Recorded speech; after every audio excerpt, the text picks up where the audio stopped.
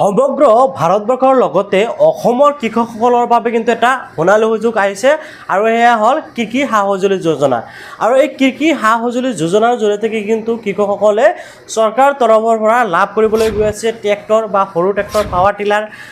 পানী সিঁচা মেচিন বা ধান কটা মেচিন, এনেকুৱা ধৰণৰ কিছুমান মেচিনৰ বাবে আবেদন কৰিব পাৰিব। আৰু ইতিমধ্যে কিন্তু ইয়াৰ বাবে আবেদন প্ৰক্ৰিয়া আৰম্ভ হৈছে। আপোনালোকে অনলাইন যোগেও আবেদন কৰিব পাৰিব। যোৱা কিছুদিন আগতে মই এটা ভিডিঅ'ত আপোনালোকক সেই বিষয়টো লৈ আলোচনা কৰিছোঁ যে আপোনালোকে কি সুবিধা ল'ব পাৰিব আৰু কেনেকৈ ল'ব পাৰিব, সেই ভিডিঅ'টোত আপোনালোকৰ লগত আলোচনা কৰিছিলোঁ। চ' আপোনালোকৰ ৰেছপন্সটো অলপ ভাল আহিছে, তাৰে মাজৰ পৰা বহুতেই কমেণ্ট কৰিছে, যাৰ বাবে মই আজিৰ এই ভিডিঅ'টোৰ জৰিয়তে আপোনালোকক দেখুৱাব বিচাৰিছোঁ যে আপোনালোকে অনলাইন যোগে, যদি আপুনি এজন প্ৰকৃত কৃষক হয় তেনেকৈ অনলাইন যোগে কেনেকৈ আপোনালোকে এই কৃষি সা-সঁজুলি যোজনাৰ বাবে আবেদন কৰিব পাৰিব আৰু আপোনালোকে কেনেকৈ কি সুবিধা ল'ব পাৰিব, সেই বিষয়ে যদি জানিব বিচাৰে আগৰ ভিডিঅ'টো আপোনালোকে চাব পাৰে। আগৰ ভিডিঅ'ৰ লিংক মই এই ভিডিঅ'টোৰ ডিছক্ৰিপশ্যনত দি থ'ম। আপোনালোকে তাৰ পৰা সেই ভিডিঅ' চালে আপোনালোকৰ কোনো ধৰণৰ কনফিউজন থাকিলে সেই বিষয়ে জানিব পাৰিব। এতিয়া মই আপোনালোকক দেখুৱাইছোঁ যে আপোনালোকে কেনেকৈ এই আঁচনিৰ বাবে অনলাইন যোগে এপ্লিকেশ্যন কৰিব পাৰিব। আপোনালোকে এই পৰ্টেলটোৰে আহিব লাগিব। আপোনালোকে দেখিবলৈ পাব digital platform for farmer mechanisation and technology, department of agriculture and farmer welfare, ministry of agriculture and farmer welfare, government of India, এনেকুৱাকৈ আপোনালোকে দেখিবলৈ পাব। আপোনালোকৰ সুবিধাতে মই এই ৱেবছাইটৰ লিংক মোৰ টেলিগ্ৰাম চেনেল এণ্ড হোৱাটছআপ চেনেলত দি ৰাখিম। আপোনালোকে ডাইৰেক্ট সেই চেনেলৰ পৰা কি কৰিব পাৰিব, ডাইৰেক্ট এই ৱেবছাইটলৈ আহিব পাৰিব। যেনক এতিয়া আপোনালোকে এই ৱেবছাইটত অহাৰ পিছত ৰেজিষ্ট্ৰেশ্যন কৰাৰ বাবে আপোনালোকে ফাৰ্ষ্ট টাইম এই যিটো অপশ্যন দেখিবলৈ পাইছে direct benefit transfer in agriculture mechanisation, আপোনালোকে এই লিংকৰ ওপৰত ক্লিক কৰিব লাগিব। যেতিয়া নেকি ক্লিক কৰিব আপোনালোকৰ সন্মুখত কিন্তু এনেকুৱাকৈ এই পৰ্টেলটো অপেন হ'ব আৰু ইয়াৰ পৰা আপোনালোকে কি কৰিব লাগিব, ৰেজিষ্ট্ৰেশ্যন কৰিব লাগিব বা আপোনালোকে এপ্লাই কৰিব লাগিব। এতিয়া চাওক কিছুমান তথ্য আপোনালোকে দেখিবলৈ পাব যে কিমান ফাৰ্মাৰে অলৰেডি ৰেজিষ্ট্ৰেশ্যন কৰিছে, কিমান ফাৰ্মাৰ এণ্টাৰপ্ৰাইজাৰ আছে বা ছ'চাইটি ৰেজিষ্ট্ৰেশ্যন কৰিছে, ছিংগল এপ্লিকেশ্যন অৰ্থাৎ কিমান কৰিছে, সকলো কিন্তু ইয়াতে চাওক, গ্ৰুপ ছাবচিডি কিমান, সকলো কিন্তু ইয়াতে দিয়া আছে। আপোনালোকে ইয়াৰ পৰা চাব পাৰিব। যেনক এতিয়া আমি কি কৰিম যে ষ্টেপ বাই ষ্টেপ জানিম যে এজন কৃষকে এই স্কিমৰ বাবে কেনেকৈ অনলাইন যোগে ৰেজিষ্ট্ৰেশ্যন কৰিব পাৰিব বা আবেদন কৰিব পাৰিব। চ' ফ্ৰেণ্ডসকল, যদি আপোনালোকে ডেস্কটপ বা লেপটপ ইউজ কৰি আছে তেনেক্ষেত্ৰত আপোনালোকৰ সন্মুখত ঠিক এনেকুৱাকৈ ৱেবছাইট আহিব। আৰু যদি আপুনি মোবাইল ইউজ কৰি আছে তেনেক্ষেত্ৰত আপোনালোকে আপোনালোকৰ মোবাইলৰ কৰ্ণাৰ 3 লাইনত ক্লিক কৰি আপোনালোকে ডেস্কটপ মোডটো কৰি ল'ব। তাৰপিছত আপোনালোকৰ সন্মুখতো ঠিক তেনেকুৱাকৈ আহি যাব। এতিয়া চাওক, আপোনালোকে ফাৰ্মাৰ ৰেজিষ্ট্ৰেশ্যন কৰাৰ বাবে বা আপোনালোকে এই আঁচনিৰ বাবে আবেদন কৰিবলৈ আপোনালোকে এই যিটো ৰেজিষ্ট্ৰেশ্যন অপশ্যন আছে, ৰেজিষ্ট্ৰেশ্যন অপশ্যনৰ ওপৰত ক্লিক কৰিব। ৰেজিষ্ট্ৰেশ্যন অপশ্যনৰ ওপৰত ক্লিক কৰাৰ লগে লগে ইয়াতে চাওক farmer registration, manufacture and ইম্পৰ্টাৰ registration, এনেকুৱাকৈ কেইবাটাও অপশ্যন দেখিব পাব। তাৰপিছত ইয়াতে আছে ছ'চাইটিত চেল্ফ হেল্প গ্ৰুপ, এনেকুৱাকৈ আহিছে। চ' আপোনালোকে ইয়াৰ পৰা আপোনালোকৰ যোনটো হয় আপুনি ফাৰ্মাৰ বা আপোনালোকে ছ'চাইটিৰ অপশ্যনত ক্লিক কৰিব পাৰে। মই আপোনালোকক জাষ্ট বুজাই দিয়াৰ বাবে মই ফাৰ্মাৰ অপশ্যনত ক্লিক কৰিলোঁ। ফাৰ্মাৰ অপশ্যনত ক্লিক কৰাৰ লগে লগে চাওক ইয়াতে এটা ইম্পৰ্টেণ্ট নটিচ শ্ব' কৰিছে আৰু এইটো এবাৰ আপোনালোকে ভালকৈ চাই ল'ব, কিয়নো ইয়াৰ পৰা আপোনালোকে জানিব পাৰিব যে আপোনালোকে এইখন স্কিমৰ বাবে এপ্লাই কৰিবলৈ হ'লে আপোনালোকৰ কি নথিপত্ৰৰ প্ৰয়োজন হ'ব। প্ৰথমতে আপোনালোকে ইয়াতে দেখিবলৈ পাইছে যে আপোনালোকৰ আধাৰ কাৰ্ডটো কিন্তু থাকিব লাগিব আইডেণ্টিফিকেশ্যন কৰাৰ বাবে। তাৰপিছত ইয়াতে চাওক পাছপোৰ্ট চাইজ ফটো, আপোনালোকৰ 2 নম্বৰত ফাৰ্মাৰৰ ফটোখন লাগিব। তাৰপিছত ইয়াতে আপোনালোকে record of the high ROR বা আপোনালোকে লেণ্ড ৰেভিনিউ অৰ্থাৎ আপোনালোকৰ মাটিৰ নথিপত্ৰৰ প্ৰয়োজন হ'ব। ইয়াতে আপোনালোকে খাজনা ৰচিদ বা আপোনালোকৰ মাটিৰ জমাবন্দী ব্যৱহাৰ কৰিব পাৰিব। আৰু 4 নম্বৰত আপোনালোকে দেখিছে copy of the first page of the bank passbook on wish details beneficiary, অৰ্থাৎ আপোনালোকৰ বেংকৰ ফাৰ্ষ্ট পেজ দিব লাগিব য'ত বেনিফিচিয়াৰীজনৰ সকলো ডিটেইলছ থাকিব লাগিব। তাৰপিছত copy of any ID proof, আৰু এনি আইডি প্ৰুফৰ ভিতৰত আপোনালোকৰ Aadhaar card, driving licence, voter ID, PAN card যিকোনো এটা ব্যৱহাৰ কৰিব পাৰিব আইডি প্ৰুফৰ ভিতৰত। 5 নম্বৰ যিটো আছে এণ্ড 6 নম্বৰ যিটো আছে সেইটো হ'ল আপোনাৰ অপশ্যনেল, যিসকল নেকি আপোনাৰ SC ST বা OBC সেইসকলৰ বাবে যিটো নেকি কাষ্ট চাৰ্টিফিকেট আছে সেইটো প্ৰয়োজন হ'ব। অ'কে, আপোনালোকে এইখিনি ভালকৈ চাই ল'ব। চোৱাৰ পিছত আপোনালোকে জাষ্ট তলৰ পৰা ক্লোজ অপশ্যন আছে, ক্লোজ কৰি দিব। এতিয়া ইয়াৰ পৰা আপোনালোকে এপ্লিকেশ্যন প্ৰচেছটো আৰম্ভ কৰিব লাগিব। যেতিয়া চাওক চেকিং ফৰ ৰেজিষ্ট্ৰেশ্যন ফাৰ্মাৰ, তো আপোনালোকে ফাৰ্মাৰজনে ৰেজিষ্ট্ৰেশ্যন কৰাৰ বাবে ইয়াতে 3টা অপশ্যন পাব, Aadhaar number, mobile number as per Aadhaar card. আপোনালোকে ইয়াৰ পৰা যিকোনো এটা অপশ্যনত ক্লিক কৰিব মই জাস্ট আধাৰ নম্বৰ অপশ্যনত ক্লিক কৰিলো বা আপোনালোকে মোবাইল নম্বৰ অপশ্যনত ক্লিক কৰিব পাৰে অথবা আপোনালোকে এজ পাৰ আধাৰ কাৰ্ড অপশ্যনত ক্লিক কৰিও আপোনালোকে এপ্লাই কৰিব পাৰে তো মই জাস্ট কি কৰিম আধাৰ নম্বৰ অপশ্যনত ইয়াতে ক্লিক কৰি দিম ওকে আধাৰ নম্বৰ অপশ্যনত ক্লিক কৰাৰ পিছত এটা চাওক সিলেক্ট ষ্টেট প্ৰথমতে আপোনালোকৰ ষ্টেটটো সিলেক্ট কৰিবলৈ দিব এন্ড আপোনালোকে ইয়াতে আপোনালোকৰ আধাৰ কাৰ্ডৰ নম্বৰটো বহাবলৈ দিব আধাৰ কাৰ্ডৰ নম্বৰটো বহাই দিয়াৰ পিছত আপোনালোকে সাবমিট অপশ্যনত ক্লিক কৰিব সাবমিট অপশ্যনত ক্লিক কৰাৰ লগে আপোনালোকৰ সন্মুখত এনেকৈ ডিটেইলছসমূহ ইয়াতে চাওক নো ডাটা ফান্ড বুলি শো কৰিছে অৰ্থাৎ ইয়াতে আপোনালোকৰ ডিটেইলছসমূহ শো কৰা নাই সো আপুনি ইয়াতে আপোনাৰ মেনুৱেলি কি কৰিব লাগিব ডিটেইলছসমূহ বহাব লাগিব তো প্ৰথমতে ইয়াৰ পৰা আপোনালোকে বেলেজটো সিলেক্ট কৰি দিব আপোনালোকৰ ষ্টেটটো সিলেক্ট কৰিব ষ্টেটটো সিলেক্ট কৰাৰ পিছত আপোনালোকৰ বেলেজ সিলেক্ট কৰিব লাগিব এন্ড ইয়াৰ পৰা আপোনালোকৰ সাব ডিস্ট্ৰিক্ট যেটো হয় আপোনালোকে এটো কি কৰিব সিলেক্ট কৰিব লাগিব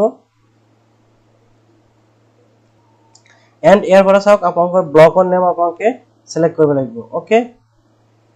এন্ড আপোনালোকে ইয়াতে চাওক আপোনালোকে দেখিবলৈ আছে ভিলেজ নেম আপোনালোকে ইয়াৰ পৰা ভিলেজ নেমটো ইয়াতে সিলেক্ট কৰিব ভিলেজ নেমটো সিলেক্ট কৰাৰ পিছত ইয়াতে আপোনালোকৰ আধাৰ কাৰ্ডত যেনেকৈ নাম আছে সেই নামটো বহাব ইয়াৰ পৰা আপোনালোকৰ জেন্ডাৰটো সিলেক্ট কৰিব লাগিব আপোনাৰ মেল হলে মেল আৰু ফিমেল হলে ফিমেল এন্ড ইয়াতে আপোনালোকৰ মোবাইল নাম্বাৰটো বহাব এটা আপোনালোকৰ ফাদাৰ হাজবেণ্ড বা গাৰ্ডিয়ান নেম দিব লাগিব ইয়াতে ডেট অফ বাৰ্থটো সিলেক্ট কৰিব ইয়াৰ পৰা ক্যাটাগৰী সিলেক্ট কৰিব এসটি ওবিসি জেনাৰেল যদি আপোনালোকে এসটি ওবিসি হয় তেনে ক্ষেত্ৰত কিন্তু আপোনালোকৰ কাষ্ট সাৰ্টিফিকেট লাগিব যদি জেনাৰেল হয় তেনে ক্ষেত্ৰত নালাগিব আপোনালোকে সিলেক্ট কৰি দিব তাৰ পিছত ইয়াতে সিলেক্ট ফাৰ্মাৰ টাইপ আপোনালোকে লাৰ্জ বা আপোনালোকৰ মাৰ্জিনাল বা স্মল আপোনালোকৰ যেটো হয় আপোনালোকৰ হেতু সিলেক্ট কৰিব লাগিব অৰ্থাৎ আপোনালোকে কেনেকুৱা ধৰণৰ কি মিডিয়াম বা আপোনালোকে ডাঙৰ কিকক বা স্মল কিকক আপোনালোকে যেটো হেতু দিব ইয়াতে আপোনালোকৰ ফোন নম্বৰ আছে যদিও দিব অন্যথা নিদিলেও মোবাইল ইমেইল আৰু পিন কোড ইয়াতে দিব আৰু ইয়াতে এড্ৰেছ দিব আৰু ইয়াতে আপোনালোকৰ পেন কাৰ্ডটো বহাই আপোনালোকে ৰেজিষ্টাৰ অপশ্যনত ক্লিক কৰিব লাগিব সকলো ডিটেইলছ বহাই দিয়াৰ পিছত আপোনালোকে জাস্ট কি কৰিব লাগিব এই যেটো ৰেজিষ্টাৰ অপশ্যন আছে ৰেজিষ্টাৰ অপশ্যনত ক্লিক কৰি দিম তো মই জাস্ট ইয়াতে ৰেজিষ্টাৰ অপশ্যনত ক্লিক কৰিলো ৰেজিষ্টাৰ অপশ্যনত ক্লিক কৰাৰ লগে লগে এনেকৈ কনসেন্ট এটা আহিব তো আপোনালোকে কনসাল্ট ফৰ অথেন্টিকেশন দেখালো আছে আপোনালোকে কি কৰিব লাগিব ইয়াতে চাওক ৰেজিষ্টাৰ উইথ কনসাল্ট আৰু ৰেজিষ্টাৰ উইথ উইদাউট কনসাল্ট তো আপোনালোকে ৰেজিষ্টাৰ উইথ যেটো কনসাল্ট আছে আপোনালোকে এই অপশ্যনটোত ক্লিক কৰি দিব এই অপশ্যনটোত ক্লিক কৰাৰ লগে লগে চাব আপোনালোকৰ ইউজাৰ আইডি এনেকৈ আহিছে তো আপোনালোকে ইউজাৰ আইডিটো ফটো মাৰি ৰাখিব আৰু এনেকৈ ইউজাৰ আইডি আৰু পাছৱৰ্ড আহি যাব ইয়াতে চাওক ইউজাৰ আইডিটো আপোনালোকে ইয়াতে দেখিবলৈ পাব ইউজাৰ আইডি আপোনালোকে ইয়াৰ পৰা কপি কৰিব আৰু ইয়াতে চাওক password is your date of birth format আপোনালোকে দেখিব আছে আপোনালোকৰ ডেট অফ বাৰ্থটো হল আপোনাৰ পাছৱৰ্ড এতিয়া আপোনালোকে লগইন কৰাৰ বাবে জাস্ট ইয়াতে প্লিজ ক্লিক হিয়াৰ অপশ্যনত ক্লিক কৰিব তো মই আকৌ আপোনালোকক বুজাই দিছো আপোনালোকে ইউজাৰ আইডি যেটো দেখো আছে এএছ আৰু 00 যেটো সংখ্যা দেখো আছে এটা আপোনাৰ পাছৱৰ্ড হ'ব আৰু এটা সৰি আইডি হ'ব আৰু পাছৱৰ্ডটো হল আপোনাৰ ডেট অফ বাৰ্থ আপোনালোকে বহাব লাগিব তো আপোনালোকে ক্লিক হিয়াৰ অপশ্যনত ক্লিক কৰিব আৰু এটো কিন্তু আপোনালোকে ফটো মাৰি ৰাখিব এন্ড ইয়াতে চাওক লগইন অপশ্যন আহি গৈছে ইয়াতে group officer manufacturer dealer farmer এনেকৈ এটা অপশ্যন আছে তো ইয়াৰ পৰা আপোনালোকে কি কৰিব লাগিব এই যেটো ফাৰ্মাৰ অপশ্যন আছে ফাৰ্মাৰ অপশ্যনত কিন্তু ক্লিক কৰিব লাগিব ফাৰ্মাৰ অপশ্যনত ক্লিক কৰাৰ লগে লগে এনেকৈ লগইন অপশ্যন আহি যাব ইয়াত আপোনালোকে যেটো আইডি পালে সেই আইডিটো ইয়াতে আপোনালোকে পেষ্ট কৰি দিব বা আপোনালোকে এন্টাৰ কৰিব লাগিব আৰু আপোনাৰ ডেট অফ বাৰ্থ হল আপোনাৰ পাছৱৰ্ড আপোনালোকে সেই পাছৱৰ্ডটো ইয়াতে বহাব ওকে পাছৱৰ্ডটো বহাই দিয়াৰ পিছত এই যেটো ক্যাপচা দেখিবলৈ আছে ক্যাপচাটো আপোনালোকে বাকচত বহাব এন্ড আপোনালোকে সাইন ইন অপশ্যনত ক্লিক কৰিব লাগিব সাইন ইন অপশ্যনত ক্লিক কৰিলে এবাৰ কিন্তু মই ফাইনালি সাইন ইন হৈ গল আপোনালোকে দেখিবলৈ আছে মই জাস্ট ইয়াতে দেখিবলৈ আছে কেপ ইউৰ ব্ৰাউজাৰ আপডেট ৰিফ্ৰেছ এনেকৈ কিবা অপশ্যন আছে মই এটো ক্লোজ কৰি দিম এতিয়া ইয়াতে আপোনালোকে দেখিবলৈ পাব আপোনাৰ মোবাইল নম্বৰ আধাৰ কাৰ্ডৰ নম্বৰ এনেকৈ দেখিবলৈ পাইছে আপোনালোকে যদি বিচাৰে এডিট আপডেট অপশ্যনত ক্লিক কৰি আপোনালোকে এডিট কৰিব পাৰিব ওকে এতিয়া চাওক আপোনালোকে ফাৰ্মাজনৰ ডিটেইলছ মানে কমপ্লিট কৰাৰ বাবে আপোনালোকে এড এণ্ড ভিউ এপ্লিকেশন এটা অপশ্যন দেখিবলৈ আছে ইয়াৰ তলত আপোনালোকে দেখিবলৈ আছে application for custom hiring centre তো আপোনালোকে কি কৰিব ইয়াতে চাওক ফাৰ্মাৰ বেসিক ডিটেইলছ আপোনালোকে এই অপশ্যনটোত ক্লিক কৰিব লাগিব এই অপশ্যনটোত ক্লিক কৰাৰ পিছত আপোনালোকে চাওক ইয়াতে এড বেংক ডিটেইলছ আপোনালোকে যদি নেকি এড বেংক ডিটেইলছ অপশ্যনত ক্লিক কৰিব ইয়াতে আপোনালোকে দেখিবলৈ পাব বেংকৰ ডিটেইলছসমূহ দিবলৈ দিছে তো ইয়াতে চাওক বেংকৰ আইএফএসচি কোড বহাব একাউন্ট নম্বৰ বহাব ইনকাম নেম অফ একাউন্ট আপোনালোকৰ একাউন্টত যেনেকৈ নাম আছে আৰু বেংকৰ পাসবুক ইয়াতে কিন্তু আপলোড কৰিব আৰু ইয়াৰ পৰা আপোনালোকে প্ৰথমতে বেংকটো কিন্তু আপোনালোকৰ সিলেক্ট কৰিব লাগিব যে আপোনালোকৰ কোনটো বেংকত একাউন্ট হয় আৰু ইয়াতে বেংকৰ ব্ৰাঞ্চটো আপোনালোকে সাৰ্চ কৰি ল'ব ঠিক আছে তাৰপিছত ইয়াতে কিন্তু আপোনালোকে সাবমিট কৰিব সাবমিট কৰাৰ লগে লগে কিন্তু তলফালে আপোনালোকৰ বেংকৰ ডিটেইলছসমূহ আহি যাব আপোনাৰ বেংক ডিটেইলছসমূহ ইয়াতে সাবমিট হৈ যাব বেংক ডিটেইলছ সাবমিট হোৱাৰ পিছত ইয়াতে আপোনালোকে আকৌ সব ডিটেইলছত ল্যান্ড ডিটেইলছ আপোনালোকে দেখিব আছে ইয়াৰ পৰা ল্যান্ড ডিটেইলছ অপশ্যনত ক্লিক কৰিব আৰু আপোনালোকৰ কি ডকুমেন্টছ ইয়াতে এড কৰিব দিছে এটা এড কৰিব লাগিব ইয়াতে চাওক add land location and default address location আপোনালোকে ইয়াতে এড কৰিব দিছে আৰু ইয়াতে land location in other location আপোনালোকে কিন্তু ইয়াতে এড কৰিবলৈ দিছে ওকে তাৰপিছত ইয়াত আছে এড ডকুমেন্ট ডিটেইলছ আপোনালোকে এড ডকুমেন্ট ডিটেইলছ অপচনত ক্লিক কৰিব এটা ক্লিক কৰাৰ পিছত আপোনালোকৰ কিছুমান ডকুমেন্টছ আপলোড কৰিবলৈ দিব যিসমূহ কথা মই অলৰেডি কিন্তু আপোনালোকক কৈছো এটা চাওক আপোনালোকে দেখিব আছে আপোনালোকৰ পাসপোৰ্ট সাইজৰ ফটো ইয়াতে আপলোড কৰিব লাগিব ইয়াতে আপোনালোকৰ পেন কাৰ্ড আপলোড কৰিব ইয়াতে আপোনালোকৰ আধাৰ কাৰ্ড আপলোড কৰিব ড্ৰাইভিং লাইসেন্স বা ভোটাৰ আইডি বা পেন কাৰ্ড যিকোনো এটা আপলোড কৰিব লাগিব তাৰপিছত ইয়াতে আছে ল্যান্ড ট্যাক্স ৰিসিভ আপোনালোকৰ ইয়াতে খাজনা ৰচিদখন আপলোড কৰিব লাগিব কাষ্ট সাৰ্টিফিকেট যদি আছে আপোনালোকে আপলোড কৰিব নকৰিলে হ'ব এন্ড ইয়াতে আপোনালোকে দেখিবলৈ আছে farmer type of marginal and large certificate যদি আপোনালোকৰ সাৰ্টিফিকেট আছে এটো আপলোড কৰিব যদি নাই তেনে ক্ষেত্ৰত আপলোড কৰিব নালাগে এই ডকুমেন্টস কেটা আপলোড কৰাৰ পিছত আপোনালোকে আহি যাব এড ফ্যামিলি মেম্বাৰত যেতিয়া আহিব ইয়াৰ পৰা আপোনালোকৰ ফ্যামিলি মেম্বাৰ ডিটেইলছ সমূহ এটা কৈ এড কৰিব লাগিব ওকে এজনকৈ আপোনালোকে ফ্যামিলি মেম্বাৰ ডিটেইলছ ইয়াতে এড কৰিব গটেকেটা এড কৰাৰ পিছত আপোনালোকে চাওক প্ৰিন্ট এণ্ড ৰেজিষ্ট্ৰেচন ডিটেইলছত আহি গৈছে additional documents and custom hearing তো আপোনালোকে এই যেটো প্ৰিন্ট এণ্ড ৰেজিষ্ট্ৰেচন ডিটেইলছ ইয়াতে যেতিয়া ক্লিক কৰিব আপোনাৰ সকলো ডিটেইলছ তাৰ পিছত এতে কিন্তু আপোনাৰ সকলো ডিটেইলছ আহি যাব ওকে এটা আপোনাৰ ফটো আহি যাব আৰু বাকি ডিটেইলছ মো তলফালে আহি যাব আপোনাৰ জাস্ট প্ৰিন্ট অপচন ক্লিক কৰি আপুনি প্ৰিন্ট কৰি ল'ব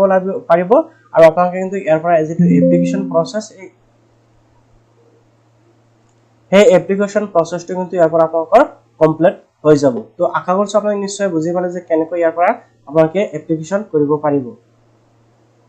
এতে কিন্তু আপোনালোকৰ যেটো ফাৰ্মাৰ ৰেজিষ্ট্ৰেচন এই ওয়েবসাইটত এই ৰেজিষ্ট্ৰেচনটো কমপ্লিট হৈ গল ইয়াৰ পিছত আপোনালোকৰ ফাৰ্মাৰ ৰেজিষ্ট্ৰেচন সাৰ্টিফিকেট যেটো ওলালে এটোৰ জৰিয়তে কিন্তু আপোনালোকে আপোনাৰ যেটো নেকি কি হাহজলি যোজনা এই ইয়াৰ বাবে এপ্লিকেশন কৰিব পাৰিব অৰ্থাৎ আপোনাৰ যেটো সামগ্ৰী লাগে ধৰক আপুনি যদি ট্ৰেক্টৰৰ বাবে এপ্লাই কৰিব বিচাৰে কৰিব পাৰিব যদি আপোনালোকে পাৱাৰ টিলাৰৰ বাবে এপ্লাই কৰিব বিচাৰে কৰিব পাৰিব মানে আপোনাৰ যেটো নেকি মেচিন প্ৰয়োজন হয় হেতুৰ বাবে আপোনালোকে ইয়াৰ পিছত আকৌ ৰেজিষ্ট্ৰেচন বেলেগকৈ কৰিব লাগিব আজিৰ ভিডিওৰ জৰিয়তে জাস্ট মই ফাৰ্মাৰ ৰেজিষ্ট্ৰেচন দেখুৱাই দিলো নেক্সট ভিডিওত মই আপোনালোকক দেখাম যে আপোনালোকে কেনেকৈ ইয়াৰ বাবে আপোনালোকে ৰেজিষ্ট্ৰেচন কৰিব অৰ্থাৎ আপোনালোকে এপ্লিকেশন ডাইৰেক্ট কৰিব পাৰিব আপোনাৰ ট্ৰেক্টৰ বা আপোনাৰ মেচিনৰ বাবে তো ভিডিওটো ভাল পালে নিশ্চয় লাইক কৰিব আৰু চেনেলটো সাবস্ক্ৰাইব কৰিবলৈ পাহৰি নাযাব